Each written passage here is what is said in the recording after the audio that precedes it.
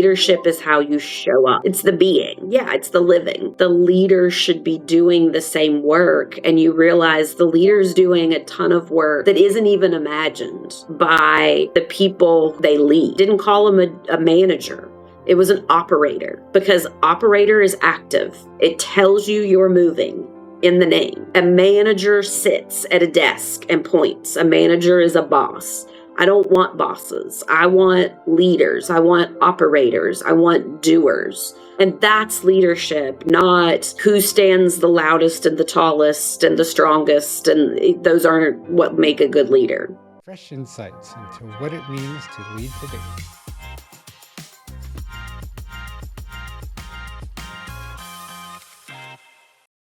Whether you want more innovation more easily, you're feeling burnt out or overwhelmed, or you simply know that something isn't quite the way you know it can be, you are not alone.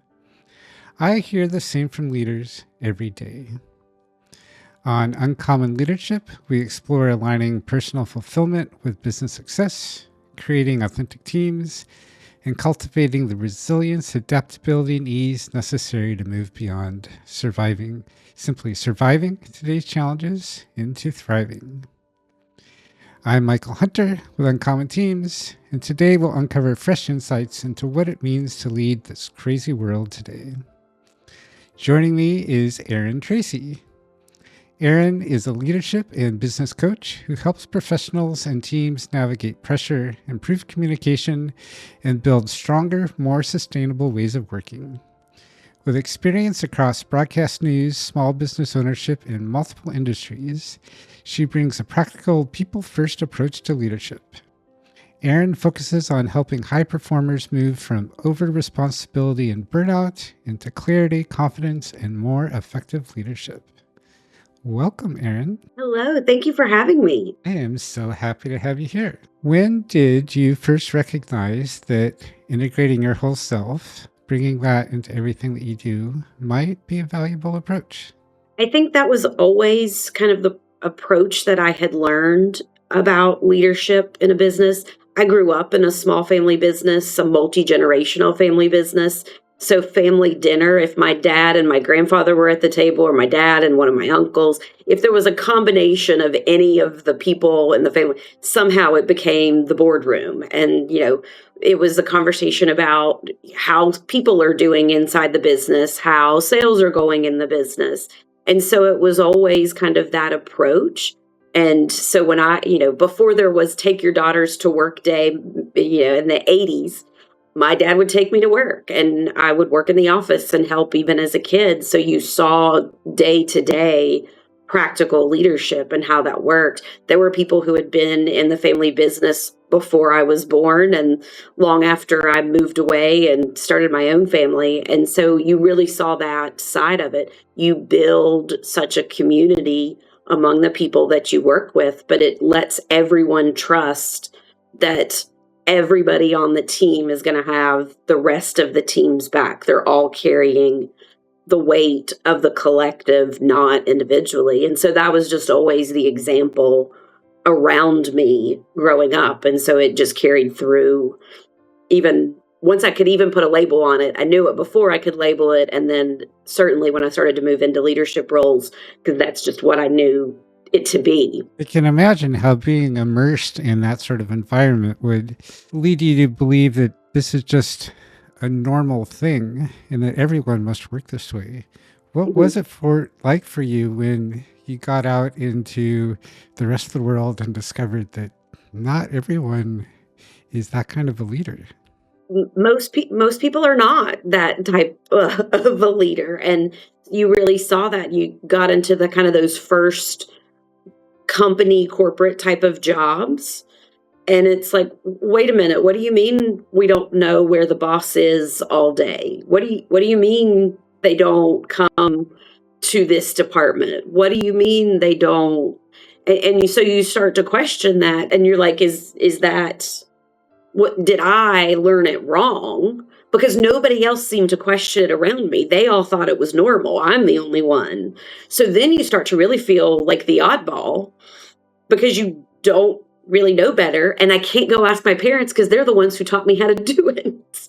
right? Like unknowingly, that just bled into me. So then you're really confused. And, a few jobs in, you start to realize, oh, okay, I'm not totally crazy. It is supposed to look like that, but most people don't have that way of doing it. It's very, I'm the executive suite and you minions will play down there.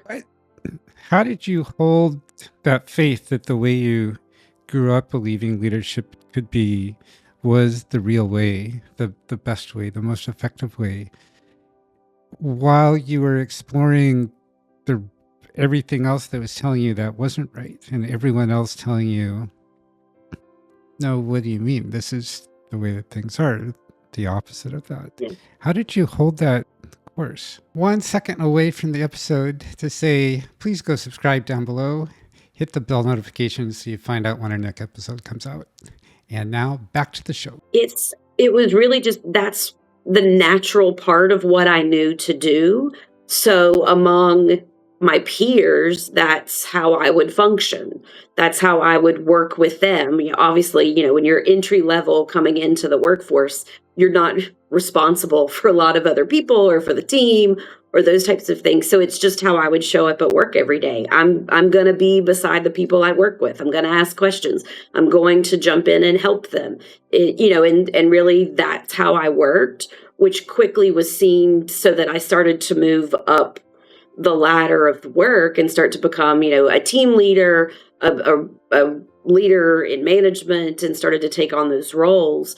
And as that movement up happened, I would just teach it down. I can't make my boss change. That's how they learn to lead. That's how they're going to do it. And that's okay, I guess, if they don't want to do it a different way. I don't even think people in, the 90s, early 2000s were even questioning, is there a different way? It was the way they learned, and the theory, that's the way we always did it. So that's the way we're going to do it. I think it's only been, that's when it started to shift, maybe in the 2010s somewhere, that, okay, wait, no, we need to make active choices to show up differently as leaders. And that's why we're still having those conversations. But it's the thing that always has worked, is the better you build the people around you, whether they be your coworkers shoulder to shoulder, whether they be the people that you lead on your team or that you manage a whole group, if they see you and you grow them and you build them, they will stay. You will retain more employees that way. And a lot of the fires you find yourself putting out on a daily basis as a leader suddenly become smaller and smaller and smaller, because the people around you are empowered to work in a way that they understand and are motivated to do that. So they notice problems before they become a fire. They know how to make a decision if there is a small fire to fix the fire. And so as those teams strengthened, people would take recognition and go, oh, wait, there's something different happening over there. Let's kind of pay attention. Let's see what that is. And use that to try to develop it in other spaces. This is a super complex combination of factors you're holding in your space simultaneously. You had your experience growing up of course, everyone is helping everyone out, regardless of position in the org structure. At the same time, you had the expectations of everyone else, of the typical command and control. I'm in charge. You do what I say. You don't have much authority to speak back up to me if you believe things are wrong.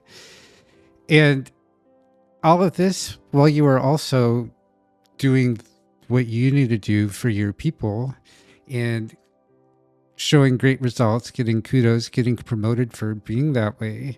How did you balance all of this and keep it all in hand at the same time and find your way through which of those to bring out at any particular moment? I think there were certain elements that were sort of ingrained in me. So if I talk a lot about when I'm working with folks, and when the reason we we practice going to work, and you compare it kind of to sports. We go to practice, right? If you're a great skier or a football player or a great trombone player in the band, we go to practice and rehearsals, and it builds those natural ability to just play. So if the play goes awry or somebody misses their slot or we hit the wrong note, we know how to adjust naturally. Our brain doesn't have to process the thoughts. We learn how to do that. So that's why we start building those small habits that are, okay, today this is how I'm going to make sure I show up. And we practice that, however many times we can string that together. So it's built in, so that you aren't having to, in your brain, make 47,000 decisions, because you've practiced and rehearsed those different pieces. So that definitely helps, but you have to start somewhere. You don't just magically have that innate built in, especially if you didn't grow up in a family business. So that's part of it. And then a lot of times it's, telling yourself in your brain, I have to show up for these people. I may make the wrong decision, and then I have to be able to say, hey guys, we did this. It wasn't successful. Here's the decisions I made where I think we might have messed up, and then get feedback from the people around you. And being open to those pieces of feedback and admitting we are infallible are such keys to, then again, you're also learning how to grow. You're learning, what did I not do that my team needed me to do? What decision could I have made differently? And again, that's building the things in our toolbox. We're adding more practice and rehearsal and walkthroughs and all of those things that build us to be able to get where we want to go.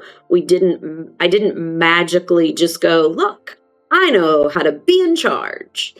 So it's building habit. But I also think, as a parent, I have a blended household of kids from 27 to 20. It's something that I know I grew up with, and being able to build some of these habits. So it's habits I make sure to also then instill in my kids. We tend to do a lot for our kids, but they're not going to be able to go into a job and make those decisions or work through a problem-solving situation if we don't prepare them to do that. So it's making sure they understand how to do things. They carry responsibilities and have to troubleshoot them.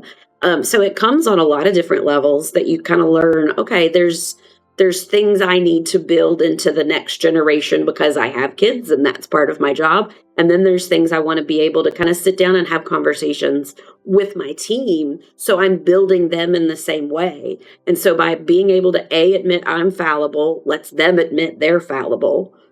Because if the boss can be wrong, I can be wrong, and nobody got their head chopped off for it. We discussed where we erred, what we learned, and that's how we build their toolbox as well as ours. Yes. Okay, so I think I get it. It's not so much that you're consciously or even unconsciously holding these three very different outlooks all at the same time. It's that you are seeing this as just, this is the experience you'd always had. You were at work doing what you could to help everyone out, and everyone else had a bunch of different perspectives, which you were used to experiencing and incorporating. The fact that some of those backgrounds were along different axes than what you had been used to from working in your family business was not a big deal, because it was it wasn't one of the salient factors in the differences. You were focused on all, it was just different perspectives coming through. You were learning how to integrate those together and help them all work forward to help the business move forward in its best way. Yeah, and I think that's where we tend to go, well, leadership is, and we put on our leadership coat and our leadership hat, and it has to be this thing that's bigger, or this image that we create. And really, leadership is not necessarily any of those things, or what makes really good leaders aren't it doesn't matter how nice your hat is. It doesn't matter where you got your hat from. It matters how the people around you are able to work and function, and keeping yourself and your team in positive spaces helps every part of the role of your department or your team or your business, because I have to know I came from a very specific kind of background. You came from a different kind of background. The answer I think may work may fail, or maybe half works, or maybe works here but not there. And so you may have another way to add on to that and build. And by being open to all of those things, that's what leadership is. Leadership is listening and giving information and then saying, okay, am I thinking about this correctly? Does somebody have a way that might be better? And it's those open conversations in leadership, not do it my way because I'm the boss, but every day we can find better ways to function simply by being open to other ideas and other ways to get there. You may have a faster way than I do. You may have a better way to do it than I do. And that's leadership, not who stands the loudest and the tallest and the strongest. And those aren't what make a good leader. They absolutely are not. I like this perspective that leadership isn't a thing we do. It echoes what I tell people who tell me they don't know how to lead. I say, yes, you do. You know how to live. You're standing here before me. So clearly you know how to live.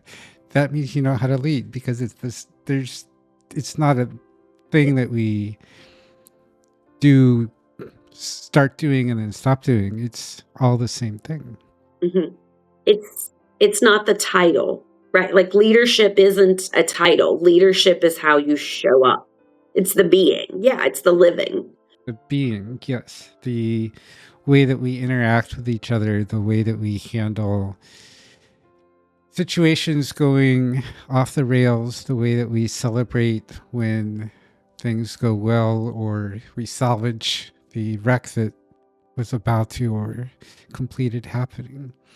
Leadership is everything about how we show up and how we help the people around us show up. What have you found most important through your leadership journey that would have completely surprised you if you had known that was coming back when you first started working in your family business when you were a kid? I think we tend to think leaders have things figured out, or we don't necessarily understand the leader's job. And so we assume information of what is the leader doing? Where is the leader going? Why are they asking me this type of question? Because we don't understand that next job above us. We somehow think the leader should be doing the same job. And well, they aren't sitting here at the office at the computer doing it's like, no, that's because they're the leader and you're not. And it seems to be the thing that gets in the way so often. Every time I have conversations with clients, with friends, with just random, you're at a business networking something, and it's like, oh, my boss did blah, blah, blah, blah.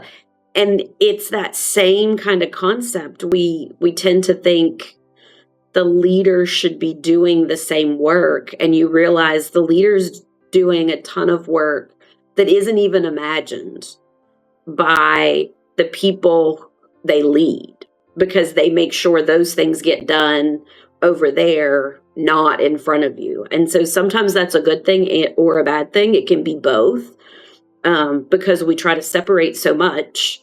The team thinks that we're lazy and not committed and not around and not supportive. And so these narratives start to sink in. And then if we do too much with the team and shoulder to shoulder with them, then we start carrying more on our shoulders And that's where our burnout and our stress and okay, I did the team thing for 8 hours today. Now I got to go do my leadership part of it for the next 4 hours. And so we start to see burnout and stress really set in because we've now done too much with the team. And so there really is a balance of how to be on both sides of that in a healthy mindset type of way so that you aren't killing yourself and taking on too much. How do you help your clients find that balance of being involved with their teams enough to understand what their teams are experiencing, being transparent enough of what they're doing to help the teams so that the teams understand what their bosses are doing, contributing to the business without overloading either side? I kind of go, when I start to look at it, I really kind of emphasize there's 2 hours a week. We can find 2 hours a week. It doesn't have to be a consecutive 2 hours. It can be broken up in different parts of the week and different parts of the day and different things. But you need to spend 2 hours in your work week with your team. I'm going to sit beside Sally at Sally's desk. Sally, I want you to show me what the biggest problem you have in your workday is and walk me through it and show it to me. And so Sally pulls up her computer, or, whatever it is she does, and she starts to show you that thing. And so we're building these conversations. And you can say, yeah, we're working on a plan to settle some of the problems that we see, right? So now you're giving little tidbits. You're not giving, the whole kit and caboodle. The team doesn't need to know the master plan idea of a concept that you're working on. They need their piece of it. So we're working on something that will set us up for success in this area. Well, now Sally feels really comfortable to tell you about some things. And it may only take 10 or 15 minutes. And then, later today we have time to do somebody else. Or we figure out, well, the reason Sally is struggling with that computer software situation is because somebody actually didn't teach her how to do it right. So now it's not a computer software problem, it's a training problem. We've solved a problem by sitting with Sally for 10 or 15 minutes. So it changes the focus of what we think a problem is. The dashboard of KPIs and ROIs and all of these things tell us it's the software. Sitting beside Sally, who uses it, we quickly learned has nothing to do with software. She doesn't know how to use it. Therefore, she misses 3 steps because nobody taught her properly. So we have a whole different problem than what we thought we had. Instead of spending hours and hours and hours going way down this plan, we now have come up with a whole new scenario. So having those little intermittent conversations also lets you sprinkle those little pieces of information on, this is what I'm going to, I really appreciate your time, Sally. I'm going to really go work on how to invest in some training so that you know how to do this and we can make sure of the rest. And now we've looped Sally in. What am I working on? Why do I need to go in my office and close the door? Why is this happening? Well, this is what they're going to be doing to help move that along.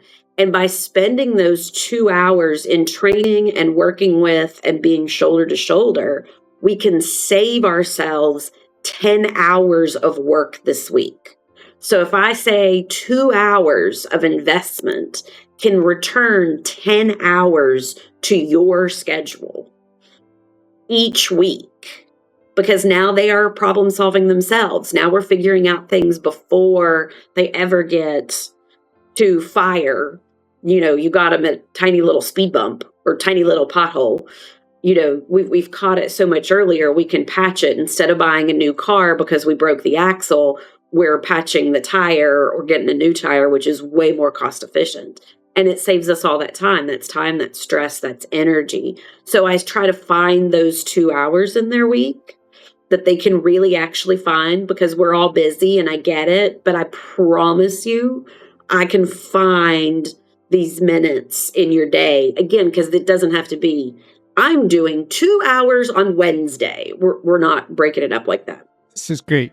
It seems so much more doable knowing that it can be these little micro moments, even 5 or 10 minutes at a time, here and there, scattered across the week. And it doesn't have to be me, the leader, coming up with this talk or presentation or detailed explanation of all the things that I do to help my people have a better work life.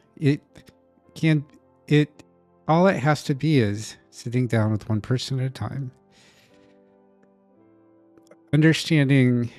learning about how they're doing their job, what's getting in their way of doing that, and then using that as a touch point to then bring in what you're doing to help that go better, or that you're going to take that back and talk with whomever the people to make that a little bit better, so that we can iterate in all these micro steps towards better understanding of what we all do and how we're all working towards the same goal.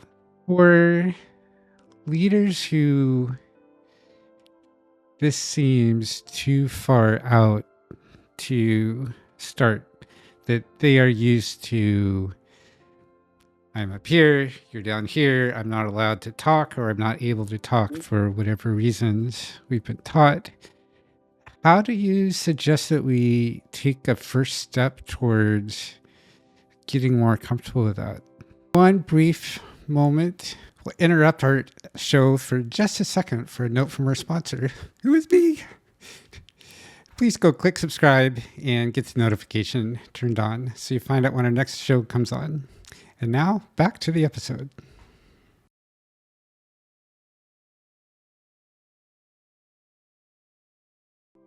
So I using that same 2 theory, instead of 2 hours, we're going to use 2 minutes. So part of your morning, you come into the office, everybody's kind of milling around, getting their coffee, something like that. We're going to make that our point, that I'm going to go get a coffee. I don't even drink coffee, but I'm going to go get a coffee, or I'm just going to wander into the break room. Maybe I'm looking for a water. And you grab your water, you grab your coffee, and it's simple engagement points. We're not going all the way in yet. We're not, Sally, show me how to do your job. But Sally, I heard you talking about your son's baseball game. How'd that go the other night? Right. And it's in a normal kind of space that is that break room of that conversation, or in the hallway or in passing, trying to find those engaging moments where you can simply ask them, not how are you doing, because we know how that question goes, but how are you? Oh, I'm great. And everybody Sullivan nods and we all keep moving. We didn't get anything. We need to ask a real question, but ask something that is something, you may have heard them talking about in the hall, or that they've mentioned before. I remember you sing in your church choir, and I was looking for a new musical group to listen to. Do you have a suggestion for me? So those things show that openness, that you're trying to connect, but in an authentic type of way. And if you are somebody who maybe that is a little harder, that breaks it down to something that is smaller and micro. So in that 2-minute kind of casual walk up the hall, or in passing, or in the break room, and I made that connection with one person in 2 minutes. Okay, well, tomorrow maybe I'm going to try a different person for a different 2 minutes. So instead of doing it first thing in the morning, maybe right after lunch, or maybe I pop my head in and I'm running up the street to get such and such for lunch. Would you like something? I'll grab it and bring it back for us. Now you learned what Bobby's favorite sandwich is from the local shop. And so the next time you can go, you want the, turkey and ham on rye. I'm going to go over there. And so it's showing those touch points that are very micro, that are very small, but they are the ones who are going to bring such engagement, because in a simple one, not one that's going to set off alarm bells and scare people. Because if you're somebody who has been kind of a distant boss And all of a sudden you're like, so how you doing? What's going on? Everybody happy? Blah, blah, blah, blah, blah. And really like in there all of a sudden, they're going to think something's wrong because that's where employees go first, right? Like the radars and antennas go up, something is drastically different. And then they're all panicked and scared. So we don't want to do that either. So these micro touch points are ways that we start to build over a few weeks that then let us walk over to Sally and then say, Sally, can you show me what is the biggest bottleneck for you when you're at work? Well, now we've had several touch points of you having connection, that Sally's a lot more open to showing you what her problem is or what she's trying to overcome with work or where she sees a problem in whatever it is she's doing. And so now it's much easier both on you and on them and doesn't send up those radars. Like the reason they're asking me this is because they want to replace me and they want somebody new and but or whatever those things that our brain starts to tell us, because we do not want to set off the wrong flags for the people we work with. Absolutely. The worst thing a leader can do is send out a meeting request with no title. Just say, hey, we're getting together tomorrow or this afternoon. We're getting together. I would even do monthly staff meetings. And so it's like, hey, our monthly staff meeting is going to be this day and this time. And they'd all freak out. What are we going to talk about? We have done monthly staff meetings for 8 years. It is never an anybody is in trouble. Never. It's never been that. Why would you think this month's meeting is any different? So yeah, it sets off flags. You scare people. That's a great reminder, Erin, of how even the most consistent actions from a leader can freak our people out. Yes. If we are embarking on these micro interactions with our people, what's a heuristic we can use to know that we've got enough of these with this person that we can go the next step further, go dig a little deeper now? Every person's going to be different because each of those connections and different people have different ways that they show up. I think you start to see people will come in, oh, so how are you? And again, it's the question beyond that. You remember when we were talking about that band the other day and I told you about, right? And they're starting to open to you in the same way from those different micro touches. Then you start to go, okay, we're in a safer space that they're connected, that it starts to become open. But I also would say there's a lot of people who are extremely shy.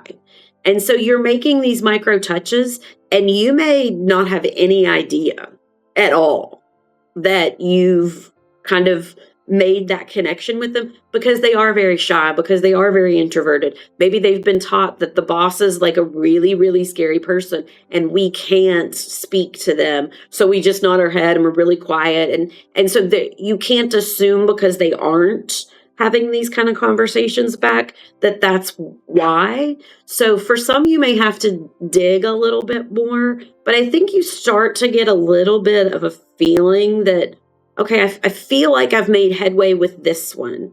And if you start to make headway with the first 2-3 people, then you can kind of go with that really, really quiet person over in the corner.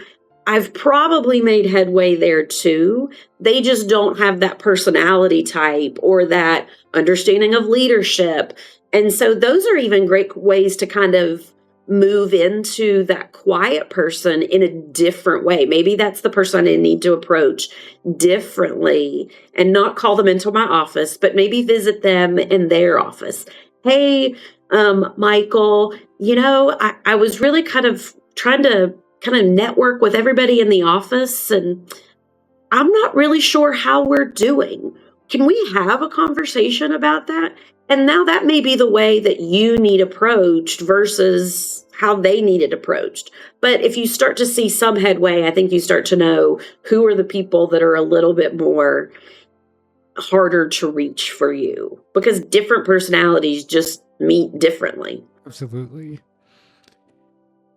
Does any of this change when we are leading without official authority versus when we have that direct organizational authority? No, it's the showing up in these ways is how we should show up in a lot of spaces in our world. Again, whether we're just somebody on the team, being that person that's the interconnector of the team itself without any leadership authority, that's going to strengthen the team. It's probably going to make you happier at work too, because you can kind of help network some of those hiccups that are popping up, or some of those, festering feelings. Sometimes you kind of know what's happening among the team. So it's not, you don't have to have a label or a title.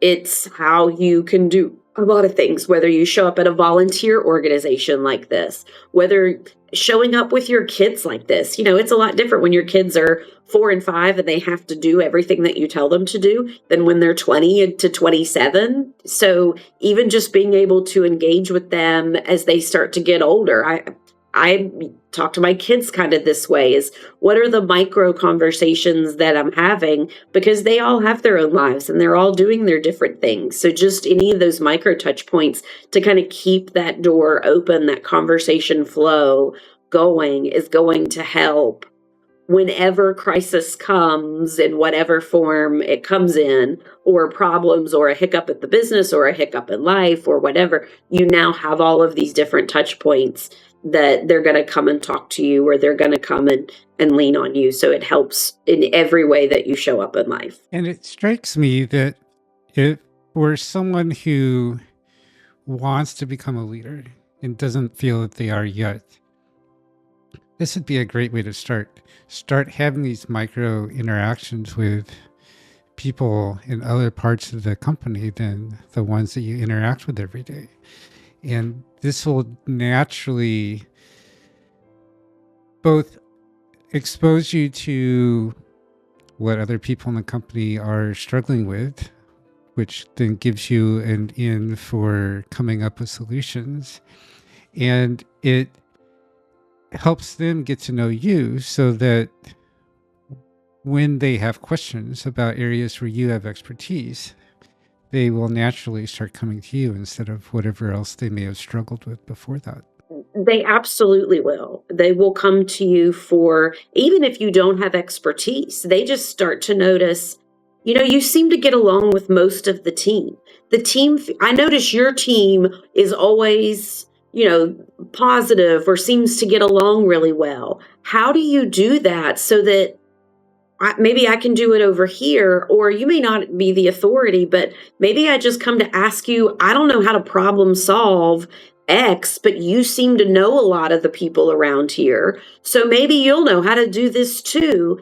And what you also find is leadership will notice. I pay attention to who my people go to for answers that aren't me, because that tells me that's the person that they trust. That's the person that is able to explain something to them. So watch who the people talk to in that, I don't know how to do this, or I need to problem solve something and I have no idea how to problem solve this. And again, it may not even be the field of expertise. You're just really good at listening and kind of problem solving solution anyway. And that just starts to become, because you're open to all of these things, and because you've talked to all of these departments, you're like, oh, well, we can finagle this and we can do that. And so it starts to catch on, and leadership will notice, and you will move up into those different roles because they see your ability to work among the team. Absolutely. And this reinforces that, as you said, we don't need a title to be a leader. And in fact, the people with titles are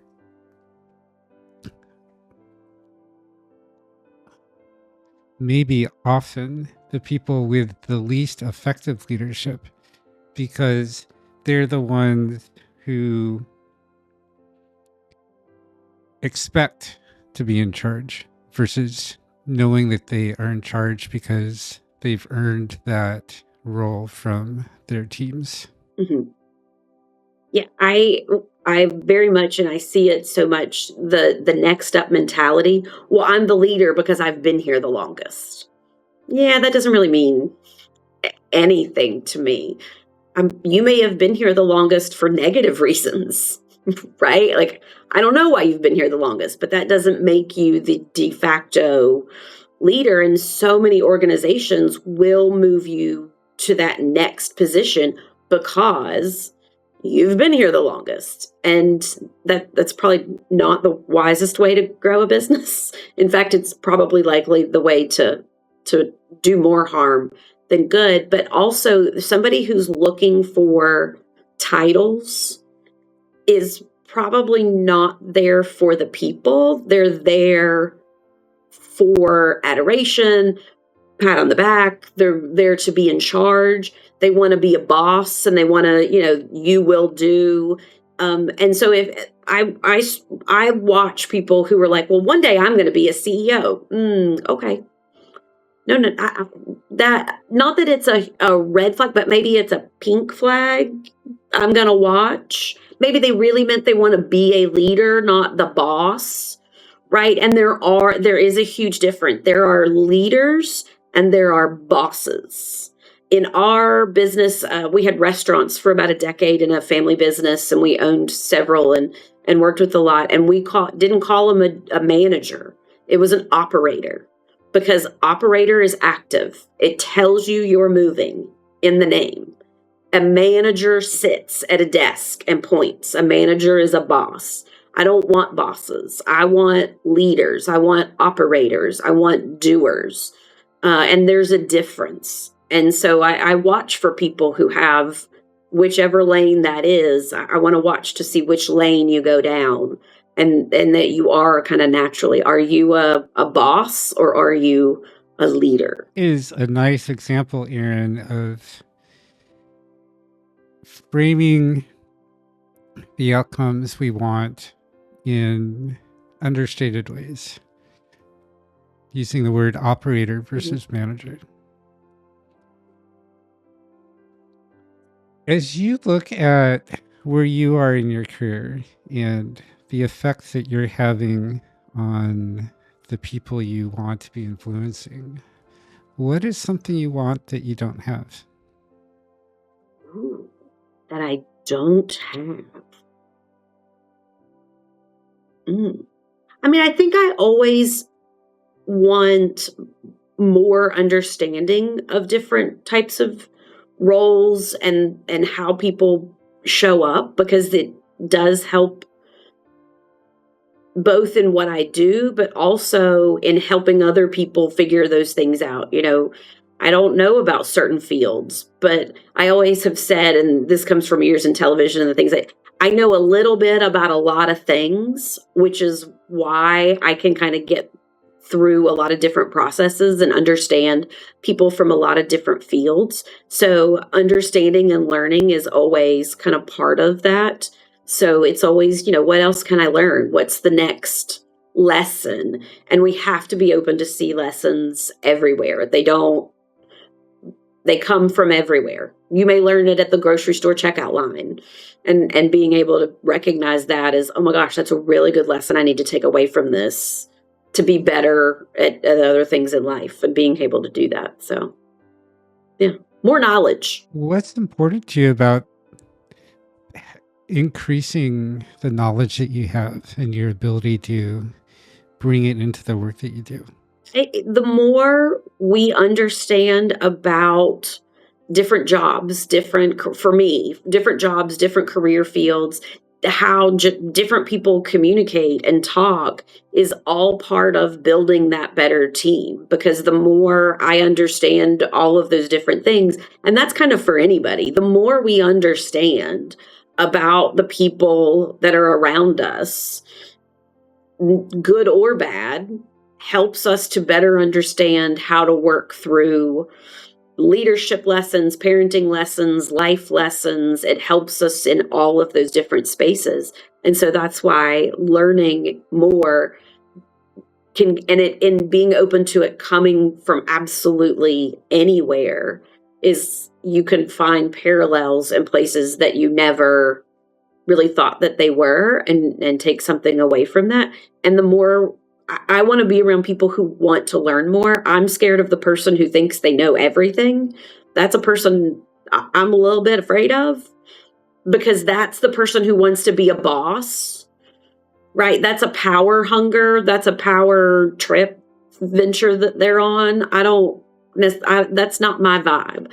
I want to be around people. And I don't mean like go read at the library, 16 hours a week. I mean, I can learn from anywhere. I go on a hike and read the random plaque about how they built this trail by Lewis and Clark over the side of this mountain. I'm like, oh my gosh, that's so cool, right? Because you didn't know that they built the trail right here at this spot, or whatever you're learning. So it's always something interesting to find out wherever you are, and kind of see how it interweaves in your own space. What do you find that brings you, of bringing all these disparate factoids, pieces of information, bits of knowledge into the way that you show up every day? It helps in those kind of 2-minute touch micro moments. Right now, I have some fun, random, weird information that you can use in those micro touches. Or, you're talking to somebody else and they, I'm really interested in history and the Revolutionary War or early explorers. Oh, you know what? I actually went on a hike the other day and we found part of a trail that Lewis and Clark explored. And so you now have connection on something with another person, even if it's that tiny little drop in the bucket from that tiny little sign in the middle of nowhere on the side of a mountain. It gave you a connection to the person that you're trying to engage with, but in a way that isn't that just really generic, so how are you question. And again, we all go back to our Sullivan's nod, because everybody is fine. That's not memorable. When they walk away, they don't remember you. You were one of 50 finds. I'm the weird lady who knew about Lois and Clark and where this expedition went, because I was there. So those are things that help you stand out and help you engage in those micro moments in a really different way. And that makes it way more fun for me, but also shows the people that you're talking to that you are engaged in their interest. And it seems like from everything we talked about today that engaging their interest is your way to jumpstart a deep connection with a person. Would you say that's true? Absolutely. And that's how we build a team of people. That's how we have authentic leadership. They have to trust me and have some connection to be in their own way to show up for back on the other side.